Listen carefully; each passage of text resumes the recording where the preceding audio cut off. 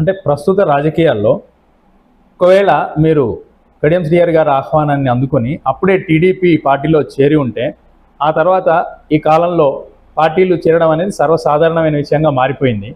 అలాంటి సందర్భంలో కాంగ్రెస్ పార్టీలో వీర విధేయులుగా ఉన్న నాయకులకు కాకుండా మధ్యలో వచ్చిన వాళ్లకు, లేకపోతే ఇమీడియట్గా ఎలక్షన్స్ ముందు వచ్చిన నాయకులకే చాలా విశేషమైన ప్రాధాన్యత సంతరించుకున్న రోజుల్లో మనం గమనిస్తూ ఉన్నాం.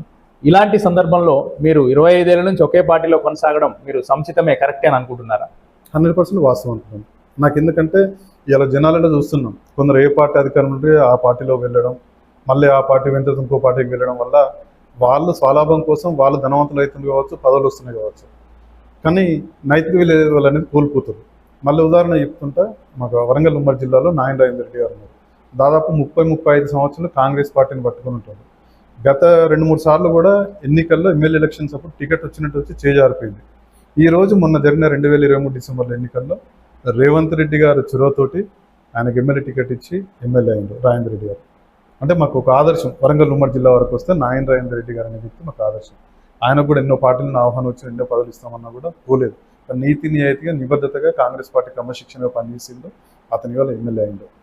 రేపు ఎమ్మెల్యేలు కాకపోయినా కూడా మాకు తోచిన విధంగా రాష్ట్ర స్థాయిలో రేవంత్ రెడ్డి గారి నాయకత్వంలో, భట్టి గారి నాయకత్వంలో ఏదైనా ఒకటి మాకు అవకాశం వస్తుందని చెప్పేసి ఆశీర్వాదం.